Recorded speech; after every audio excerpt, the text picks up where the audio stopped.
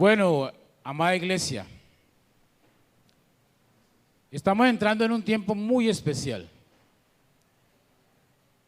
en un tiempo donde nosotros tenemos que realmente definir quiénes somos, qué es lo que somos. El título del mensaje de esta mañana es: la iglesia aún es importante. Repítalo conmigo: la iglesia aún es importante. Estamos siendo bombardeados por todos lados y en el mundo se escucha que la verdad es relativa. O sea que cada uno tiene su verdad, que a cada uno le parece cómo deben ser las cosas y cada uno toma su rumbo. Y es necesario, es obligatorio que la única verdad absoluta siga siendo enseñada, siga siendo predicada. Que la verdad de Dios aparezca en un mundo que nos está diciendo que las familias ya no son como Dios estipuló, sino que ya no es hombre y mujer y los hijos, sino que ahora, entre comillas, las familias son hombre con hombre, mujer con mujer, y aún van más allá: hombre con animales, mujeres con animales, hombres. Hay cosas que a uno le da hasta risa. Que me enamoré del internet, entonces voy a casar con el internet. ¿Y sabe qué es lo más ridículo? Perdóneme la expresión, es que los casan, entre comillas. Otros van aún más allá del degenero y entonces me enamoré del muñeco inflable o de la muñeca inflable y los casan. Esto es un ataque de frente, ni siquiera es por los lados, es de frente contra las verdades de Dios, es de frente contra la familia, es de frente contra todo lo estipulado con Dios. Y muchas veces, ¿la iglesia qué hace? Se queda callada. La iglesia dice: eso es problema de ellos. Pero no es así. Usted y yo estamos aquí. ¿Por qué? Si aún seguimos aquí es porque tenemos un propósito, tenemos un super propósito, y de eso queremos hablar en esta mañana. Hace aproximadamente 15 días, hablamos de que somos mensajeros, y hoy también hablaré de eso, porque es que nosotros realmente debemos despertar a lo que somos, a por qué estamos aquí. Hoy día, después de la pandemia, hemos visto que ese tiempo de pandemia ha afectado mucho a la iglesia, pero yo diría que ese tiempo de pandemia lo único que está haciendo o que hizo es mostrar el corazón de muchos que estaban dentro de la iglesia. Algunos se han quedado en el relajamiento de la virtualidad, y no estoy en contra de la virtualidad, es una gran herramienta que Dios nos dio para poder unir a aquellos que están por allá muy lejos, que están en otra ciudad, que están en otro país, o que por una enfermedad o algún problema no pueden congregarse. Pero yo quiero tomar las palabras que le escuché al pastor Juan Diego en una reunión que tuvimos de liderazgo, y es que realmente ver los cultos virtualmente no es congregarse. Congregarse es tener coinonía, cercanía compartimiento con los hermanos, con el pueblo de Dios. Aclaro nuevamente, aquel que está en otra ciudad, que vive muy lejos, que está enfermo, que por una razón de peso delante de los ojos de Dios no puede congregarse físicamente, está excluido de lo que yo acabo de decir. Pero aquel que se ha quedado allá relajado en la cama y que me está viendo, yo le digo con mucho amor, eso no es congregarse. Y este es un tiempo donde nosotros debemos despertar. Y si realmente somos el pueblo de Dios, salir de la zona de ¿qué? De la zona de confort. Salga de esa poltrona, salga de esa cama, salga de esa comodidad y acérquese al lugar donde Dios lo llamó para estar unido con sus hermanos. Entonces, como les decía, en un mundo de verdades relativas, donde todo el mundo tiene su propia verdad, es necesario que la verdad absoluta de Dios sea nuestro estandarte, sea esa bandera que guía nuestra voluntad. Yo quiero que usted me acompañe a la primera carta de Pablo a Timoteo, en el capítulo 3, vamos a leer del verso 14 al verso 16, y de ahí tomaremos la enseñanza que el Señor nos regala en esta mañana. Cuando lleguen a la cita me dicen amén. Primera carta de Pablo a Timoteo, capítulo 3, del verso 14 al 16. ¿Ya llegamos? Bueno, muy bien. ¿Ya todos llegamos? Muy bien. Pablo le dice esto. Tiene un título en la Reina Valera que dice El misterio de la piedad. Le dice así: esto te escribo, aunque tengo la esperanza de ir pronto a verte,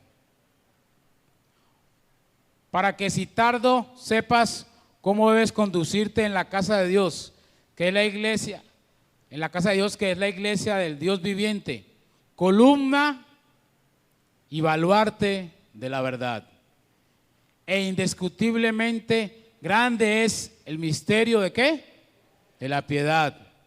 Dios fue manifestado en carne, justificado en el Espíritu, visto de los ángeles, predicado a los gentiles, creído en el mundo y recibido arriba en gloria.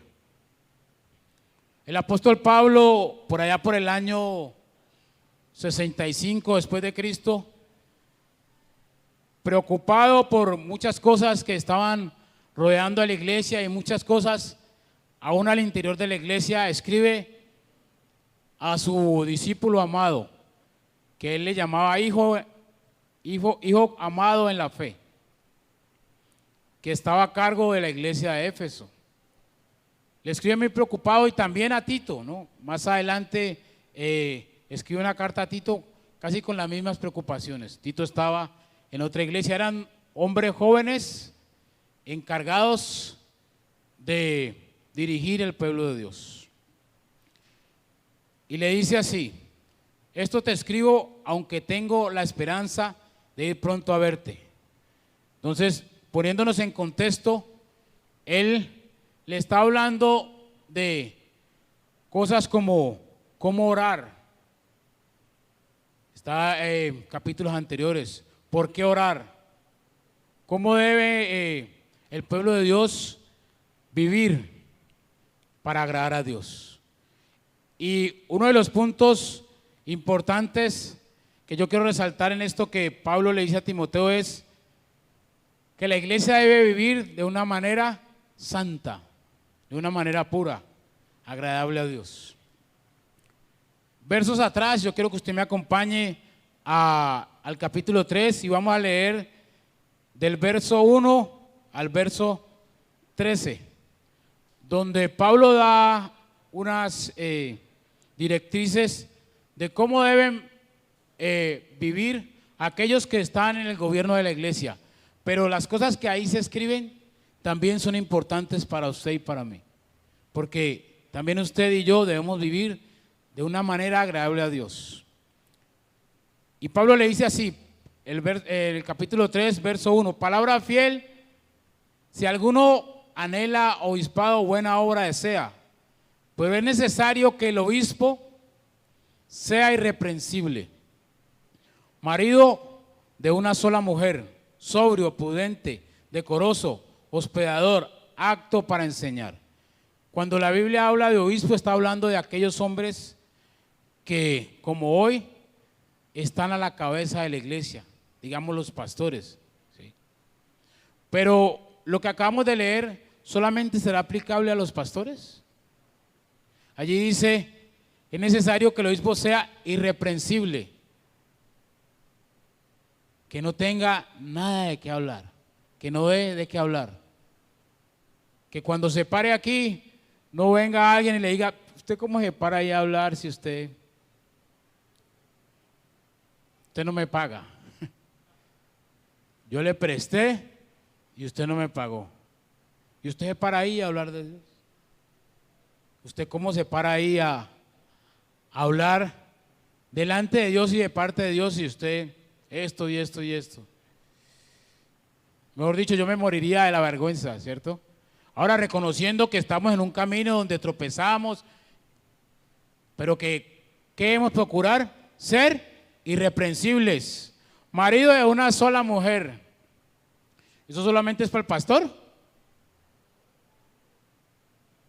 Y si lo ponemos también para el lado de las mujeres, bueno, deben tener un solo esposo, ¿sí? Eso es para todos, ¿sí? Prudente. ¿Quiénes deben ser prudentes? Todos nosotros. Decoroso. Hospedador, apto para enseñar. Bueno, hay cosas que aquí son puntuales para aquel que está delante del pueblo de Dios y el que enseña, pero usted y yo también debemos prepararnos para enseñar la palabra de Dios a aquel que nos pida, ¿sí?, cuentas de nuestra fe. O solamente es al pastor al que le preguntan, ¿sí? Es a todos nosotros. No dado al vino, no pendenciero, no codicioso de ganancias deshonestas, sino amable, apacible, no avaro. Oiga, tacaños. ¿Cuántos aquí son generosos? Ahora vinimos acá a dar la ofrenda y a veces pasa, ¿no? Que tenemos acá, Dios nos ha bendecido y tenemos acá el billete de 2,000 y acá el de 10,000. Y nos equivocamos de mano. Uy, el de 10,000, no. El de 2,000. Pero no solamente tiene que ver con el dar para la obra del Señor, sino también en ayudar. Piense por un momento cuántos hermanos habrán por aquí de nuestra iglesia con necesidad. ¿Y cuántos hemos sido bendecidos por Dios? ¿Será que podemos ayudar al hermano? Sí.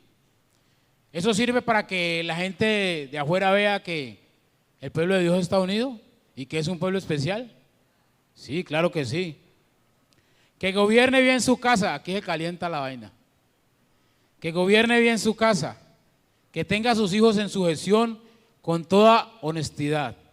Pues el que no sabe gobernar su propia casa, ¿cómo cuidará de la iglesia de Dios?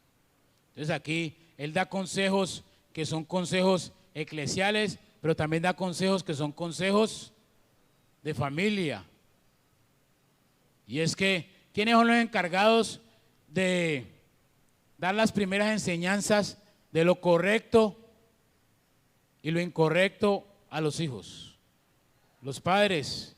A veces creemos que llevémoslo a la escuela bíblica porque ahí es donde le van a enseñar la palabra, pero resulta que Usted, ¿a quién le pedirá cuentas? Dios primero es a los padres.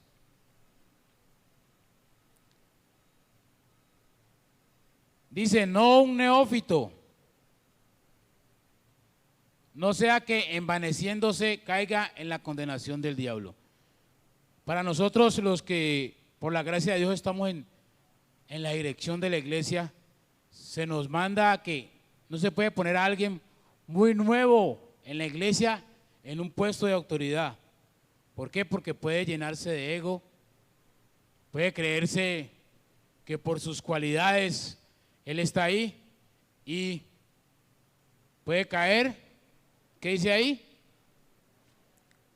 En la condenación del diablo. ¿Qué le pasó al diablo? Para los teólogos, los lectores de la palabra, ¿qué le pasó a Satanás? Se llenó de vanidad. La Biblia dice que él era muy hermoso y era de los principales ángeles o arcángeles allá en la presencia de Dios, pero se llenó de vanidad. ¿Y qué hizo? Quiso ponerse en el lugar de Dios. ¿Y cómo le fue? Le fue como a un ratón hambriento en una ferretería. Nosotros debemos cuidarnos de eso. También es necesario que tenga buen testimonio de los de afuera. Mire, esto sí que es importante. Que tenga buen testimonio de los de afuera para que no caiga en descrédito y en lazo del diablo. Yo siempre me hago esa pregunta y muchas veces esa pregunta trae una respuesta negativa. Y yo quiero que usted se haga esta pregunta. ¿Qué ven los que están a su alrededor cuando lo miran? ¿Qué ven cuando me miran? Qué buena pregunta, ¿no? ¿Ven a alguien que realmente está mostrando a Dios? ¿O qué ven? Sí. Es muy importante que nuestros hechos o que nuestras palabras, ¿qué? Sean respaldadas ¿por qué? Por nuestros hechos. Que nos vean que salimos los domingos a las 9:30 de la mañana para la iglesia, es importante. Pero más importante es que vean que tu estilo de vida recalca, ratifica que tú y yo realmente vivimos para Dios. Después él le habla de los diáconos. Cuando habla de diáconos, habla de aquellos que están en liderazgo, los líderes de la iglesia.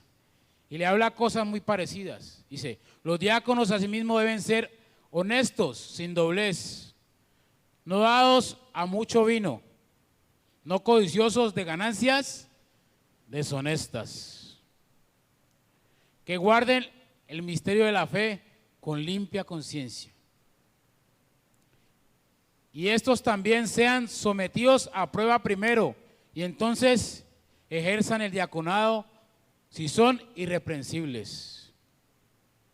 Aquí nos manda a que cuando alguien se va a poner en un lugar de autoridad, un liderazgo, se haga un examen, se haga una evaluación de lo que sabe de la Biblia, sí, pero también de su vida de fe, si tiene firme el misterio de la fe, misterio que nos ha sido revelado a nosotros por la gracia y misericordia de Dios, el misterio del Evangelio, el plan de Dios para salvar a los pecadores. Si una persona no sabe, un ejemplo, cómo evangelizar, yo creo que difícilmente puede estar en un liderazgo. Debe ser preparado, debe ser guiado, ¿sí? Debe ser alguien que va en el camino, pero que está preparando, que está en los discipulados. ¿Cuántos están aquí en los discipulados? Bueno, ahora solo tenemos un discipulado, ¿no? ¿Cómo es que se llama el discipulado, Juan Diego? La adoración bíblica. Pero también tenemos los grupos. ¿Los grupos dónde? Los grupos en casa. ¿Cuántos están en los grupos en casa? Levanten bien la mano. 6 personas. Nosotros debemos apoyar lo que la iglesia hace porque eso nos sirve para crecimiento. Yo sé que algunos por trabajo, el día que se hace el grupo no pueden, pero hay algunos que sí. Si usted quiere crecer, usted quiere conocer más del Señor, usted quiere tener unidad con los hermanos, vaya al grupo. Vaya a un grupo, están los jóvenes, están las parejas, está el grupo mixto. Prepare su corazón para crecer en las cosas del Señor. Prepare su corazón para realmente ser fiel a Dios y para tener esa unidad con el pueblo de Dios. Dice, las mujeres asimismo sean honestas, no calumniadoras, sino sobrias, fieles en todo. Pero no solo las mujeres son calumniadoras, también hay hombres, ¿cierto? Nuestro hablar debe ser un hablar intachable, un hablar correcto, un hablar íntegro, ¿sí? No darnos al chisme cristiano, que yo no me cansaré de repetir, ¿no? Entonces nos damos cuenta de que un hermano por ahí tiene un enredo, un chicharrón, y entonces el hermano Alexis va y le dice al hermano Winger, vení te digo algo para que oremos, ¿no? Para que oremos. Y después el hermano Winger le dice a la hermana Ana, hermanita Ana, venga, yo le digo algo para que oremos, ¿no? Para que oremos. Y la hermanita Ana, muy piadosa también, va y busca al hermano Juan Diego. Hermano Juan Diego, venga, le digo algo para que oremos, ¿no? Para que oremos. Y eso lo pasa por toda la iglesia. Y después el domingo entra el paciente por la iglesia y llegó. ¿Cuál es la actitud correcta? La actitud correcta es, sí, vamos a orar por el hermano. ¿Quién aquí está libre de tropezar y caer? La palabra dice que el que esté firme, mire que no caiga.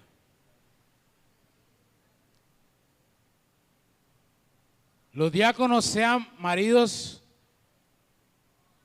de una sola mujer y que gobiernen bien sus hijos y sus casas.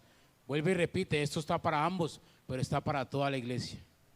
Porque los que ejercen bien el diaconado ganan para sí un grado honroso y mucha confianza en la fe que es en Cristo Jesús. Bueno, son personas reconocidas, son personas que tienen un privilegio, pararse aquí en la casa, allá en los salones, en los grupos, pero también tienen o tenemos ¿qué? Una gran responsabilidad, porque hablamos delante de Dios y de parte de Dios. Qué tremenda responsabilidad, ¿cierto? Entonces, primer punto, la iglesia debe vivir una vida intachable. Le podemos aumentar más a esto, porque es templo del Espíritu Santo. ¿Cuántos aquí son templos del Espíritu Santo? El templo anterior era un lugar construido de una forma especial, pero Jesús cuando vino dijo, ustedes son templo del Espíritu Santo. Porque cuando creemos, el Espíritu Santo viene a morar en nosotros. Ahora seguimos siendo templo, o somos templo, pero somos un templo que camina, un templo que se mueve, un templo que lleva la gloria de Dios aquí y allá y mucho más allá. Debemos vivir una vida intachable. Otra razón para no ser piedra de tropiezo. Volvemos a lo que ahora estaba diciendo. Alguien nos mira. Muchos nos miran para en el momento de que nosotros tropecemos ir a decir, uy, mira señora Mari, disque cristiana. Y para ir allá y ser como ella, yo me quedo aquí. ¿Cuántos han escuchado eso? Muchos. ¿Será que eso es lo que dicen de usted o lo que dicen de mí? Alguien nos mira. Pero también hay personas que nos están mirando para decir, uy, ve, ese Alexis como era. Eso peleaba hasta por, mejor dicho. Y ahora habla diferente. Trata a la gente diferente. Claro, yo no he sido peleón, ¿no? Estoy poniendo un ejemplo. Pero sí tenía mis chicharrones y aún el Señor me está tratando con muchos. Pero la gente debe ver a Cristo en tu vida. Debe ver el cambio. ¿Sí? Porque la palabra de Dios lo dice. 1 Corintios 5:17. De modo que si alguno está en Cristo, ¿qué? Las cosas viejas, ahora todas, ¿qué? Dios va orando en ti y en mí. A la manera de que tú y yo nos rindamos a ese Dios que nos llamó de las tinieblas, ¿a qué? A su luz admirable. Para no ser piedra de tropiezo.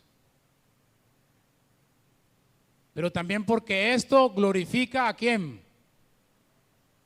¿A quién glorifica una vida santa? A Dios. Entonces debemos vivir de una manera intachable. ¿Sí? Debemos vivir de una manera que cuando nos miren, alguien diga, este habla diferente.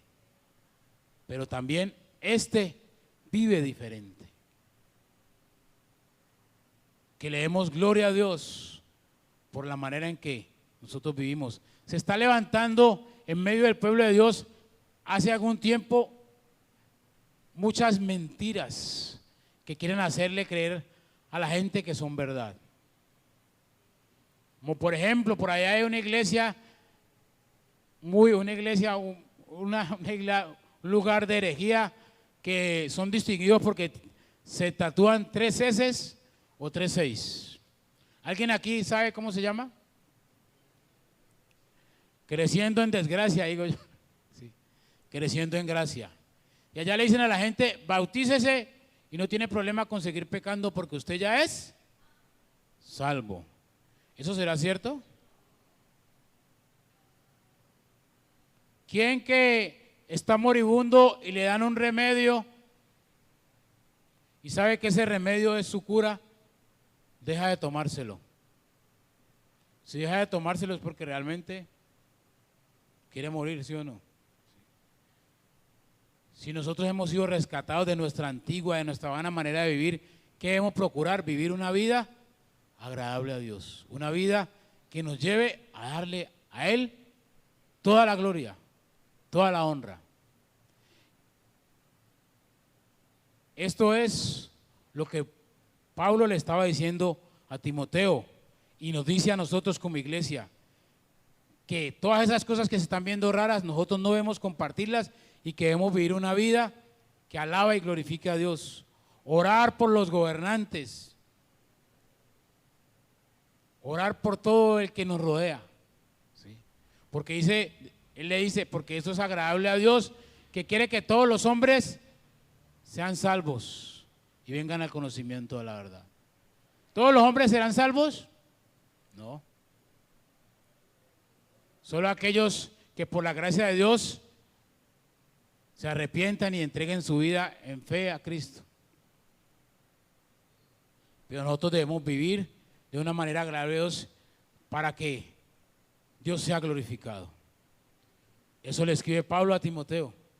Pero también le dice en el verso 15, para que si tardo sepas cómo debes conducirte en la casa de Dios. Bueno, está repitiendo lo que acabamos de hablar. ¿Cómo debe conducirse en la casa de Dios? Y este es como el centro de esta predicación, de esta enseñanza, que es la iglesia de Dios viviente, columna y baluarte de la verdad. Columna y baluarte de la verdad. En la antigüedad las columnas y aún son las que sostienen ¿qué? ¿Qué sostienen las columnas? Las columnas sostienen la casa, ¿para qué? Cuando habla de las columnas está hablando de las bases de nuestra fe. Está hablando de lo que nosotros tenemos en nuestro corazón como fe.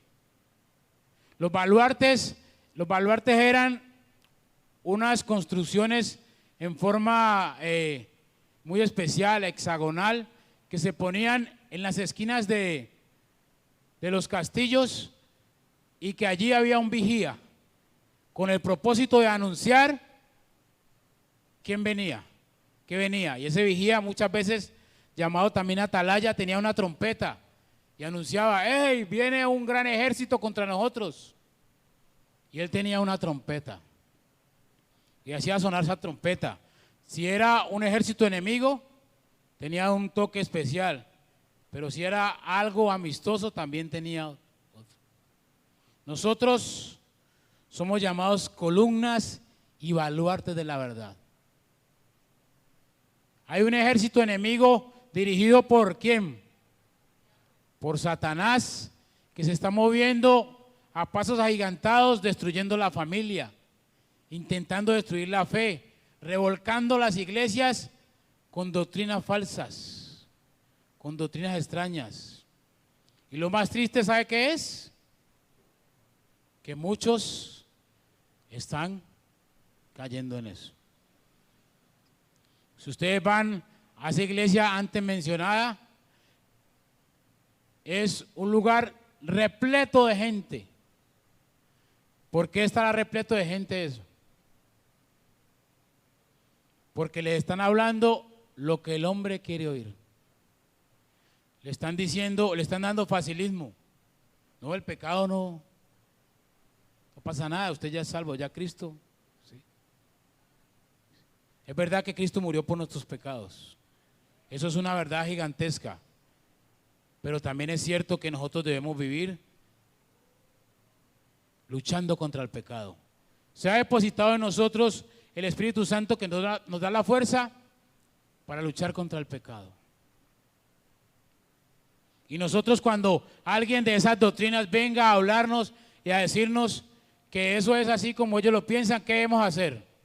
Decirle: no, mire, la palabra de Dios dice que pecaremos para que la gracia abunde. De ninguna manera, dice el Señor. Pues, ahora la gente dice: no, pues que yo soy carne, y pues como soy carne yo, ¿sí?, aún sigo en mi naturaleza pecaminosa. Pero no podemos olvidarnos que el Espíritu Santo está allí con nosotros y nos da la fuerza y el poder para vivir de forma agradable a Dios. Y tampoco debemos olvidarnos que estamos puestos en esta tierra para llevar la bandera de la verdad de Dios. Jesucristo dijo: yo soy, ¿qué? El camino, yo soy la verdad y yo soy la vida. Y Él entregó a su iglesia ese legado de llevar la verdad. Nosotros somos sus testigos, no como dicen los testigos contra Jehová. Nosotros somos sus testigos. Me nace una pregunta para ti y también para mí. ¿Realmente estamos siendo esos testigos? ¿Realmente estamos siendo esas columnas y esos baluartes de la verdad de Dios? De este tiempo a un tiempo vamos a dedicarnos y a esforzarnos mucho por hablarle a usted y por hablarnos a nosotros mismos de nuestra gran tarea.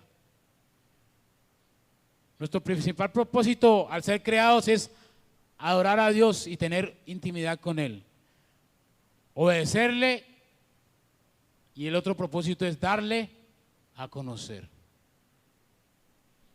Somos esos atalayas, aquellos que llevan la bandera de la verdad de Dios. Y vuelvo a preguntar: ¿realmente estamos siendo esos atalayas? ¿Realmente estamos siendo esos abanderados en nuestro trabajo, en nuestra casa principalmente? Nos rodean muchas personas, familiares que no conocen a Dios. Y nuevamente podemos preguntarnos: ¿qué ven nuestros familiares cuando nos ven? ¿Qué escuchan cuando hablamos? ¿Será que nuestra vida muestra a Cristo? ¿O nuestra vida muestra simplemente simpatía, pero no compromiso? Mis amados hermanos, estamos ante un tiempo muy especial, donde estamos siendo llamados a revisar nuestra fe. ¿Qué es lo que somos? ¿Realmente somos iglesia? ¿Realmente somos aquel pueblo por el cual Jesucristo pagó un precio precioso en la cruz? Aquellos rescatados, aquellos santificados, justificados, liberados por Él. ¿O somos simplemente unos religiosos más? Que no se nos olvide, si algo se nos queda de esta enseñanza, es que somos columna y baluarte de la verdad. Somos aquellos que estamos puestos para aprender la verdad, para vivir la verdad y para enseñar la verdad. Que en el lugar donde Dios te puso, en el trabajo, en el colegio, en la universidad, donde quiera que tú y yo estemos, hablemos la verdad y defendamos la verdad. En los colegios hay un fuerte adoctrinamiento a sus hijos. Que el niño debe esperar hasta cierta edad para decidir si realmente él quiere ser hombre o quiere ser mujer. Hay un bombardeo que quiere obligar a uno de los maestros a hablar un lenguaje llamado inclusivo. Otras, ¿y qué? Otros. Porque ahora hay otros tipos de matrimonios, otros tipos de personas. Es una rebeldía directa contra Dios y un ataque total contra la iglesia y contra sus familias. Si usted y yo estamos jugando a ser cristianos, es tiempo de que hoy hagamos un alto en el camino y digamos, bueno, realmente yo soy alguien que se la juega por Dios, alguien que no se queda callado, que con amor y con verdad defiende su fe, o simplemente alguien que se quedó relajado en el ministerio Rimas, que viene cada domingo y se sienta en una silla, recibe del Señor y se va para su casa y se llenó usted, pero resulta que nosotros recibimos para dar, recibimos para compartir. Es un tiempo muy especial, iglesia. Yo le decía a Juan Diego, y él estaba de acuerdo conmigo, que lo único que le falta hoy día a este mundo, y eso es por la gracia y misericordia de Dios, es que se pare un gobernante allá en la ONU y sea levantado por la ONU y digan, este es el hombre que va a gobernar el mundo, a él deben obedecer. Ya casi todo está listo para que el anticristo se pare a gobernar el mundo y comience el misterio llamado como el misterio de la iniquidad, que se va a levantar contra todo aquello que se llame Dios y que va a tener permiso de Dios para perseguir y aún matar a aquellos que no doblen sus rodillas a Él. Piense por un momento, si usted está en ese tiempo y le dicen, ¿usted a quién sigue? ¿Usted sigue a este hombre que se proclama como Dios, o va a proclamarse como Dios? ¿Usted sigue al verdadero Dios? ¿Usted qué haría? Y delante de usted tiene una guillotina preparada para aquellos que nieguen al anticristo. Yo no quiero asustarlo con esto, pero quiero llamarle a reflexionar a quién es usted ¿Y quién soy yo? ¿Realmente somos aquellos que estamos dispuestos a dar la vida por aquel que dio la vida por nosotros en obediencia al Padre? ¿O somos aquellos que estamos felices aquí porque aquí todo está suave? ¿Quién nos persigue? Tal vez ideológicamente, pero ya se está levantando algo así. ¿Por qué? Porque ¿qué es la iglesia? La iglesia que aquí dice que es columna y baluarte de la verdad es un estorbo para los planes ¿de quién? De Satanás, del mundo y sus deseos. Nosotros estorbamos porque nosotros defendemos la familia como Dios la constituyó. Nosotros defendemos el amor de Dios, el amor de unos por otros. Nosotros defendemos la santidad, la pureza. Nosotros no nos acomodamos a la vulgaridad que ya está llegando a pasos agigantados aún en los programas que son preparados para niños. Se están preparando programas donde esos personajes tal vez de Disney que usted y yo veíamos van a ser cambiados a personajes LGTBIQ+. ¿Buscando qué? Aceptación, buscando que la gente piense que esto es normal. Y nosotros a veces, pues yo no veo eso. Sí, debemos tomar la decisión de no ver eso, de no compartir eso, pero también de levantar bandera y decir, eso va en contra de la voluntad de Dios. Columna y baluarte de la verdad. Aún los mismos castillos eran un baluarte para defenderse de los ataques de enemigos. Nosotros somos aquellos que Dios escogió y puestos en este tiempo y en los tiempos donde ha asistido a la iglesia para defender la verdad de Dios. No cualquier verdad, la verdad de Dios. Y cierra Pablo diciéndole a Timoteo, recordándole cuál es ese misterio y cuál es esa verdad.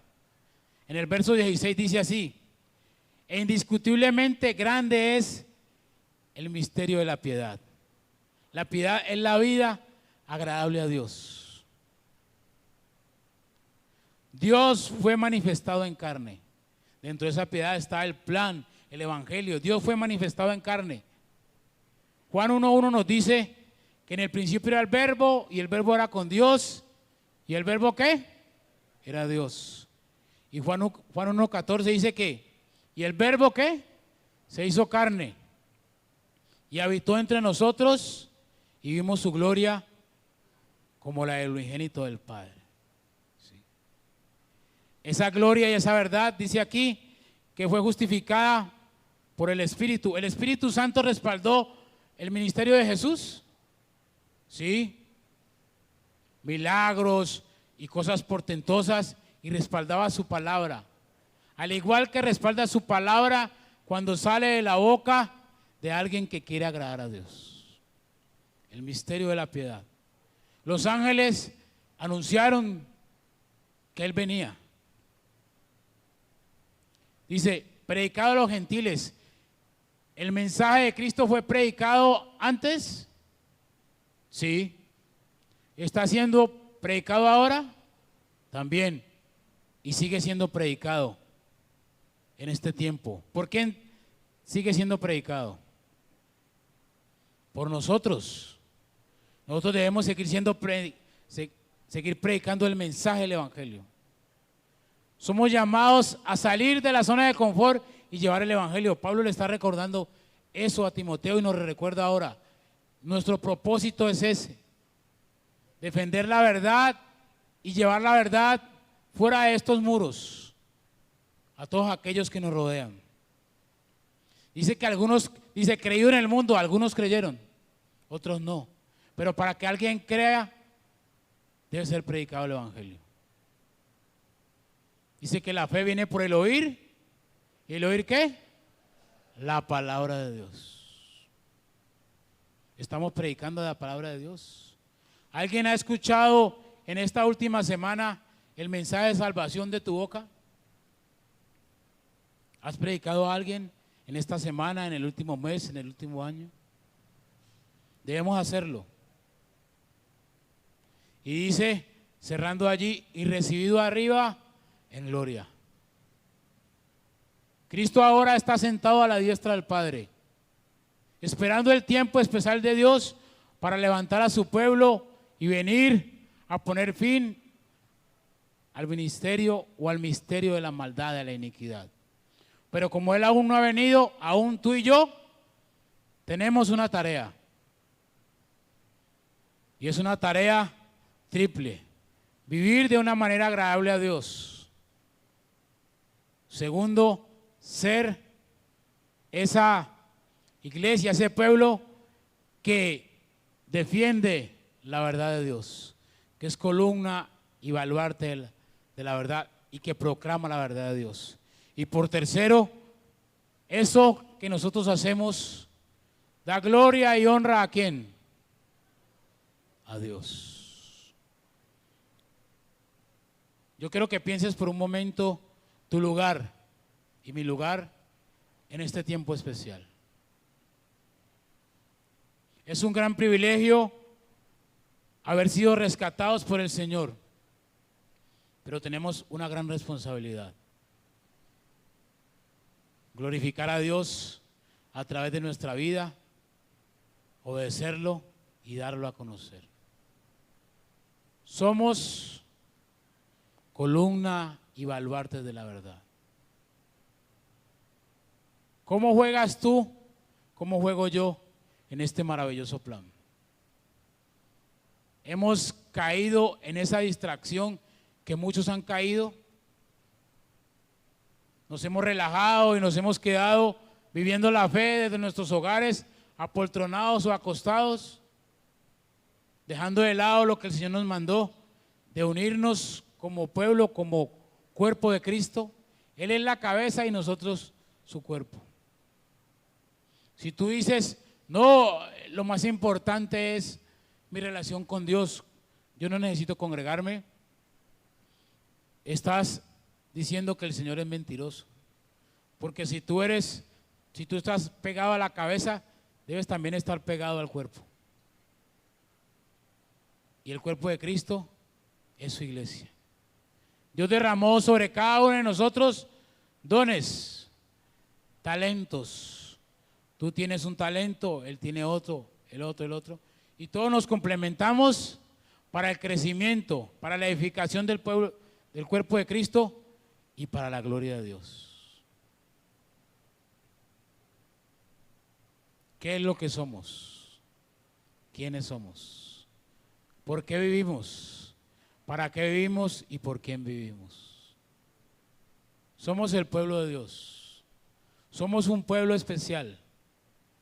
Dice Segunda de Pedro 2:9. Somos un pueblo especial. Somos real sacerdocio, nación santa, pueblo adquirido por Dios, llamados a mostrar las virtudes ¿de qué?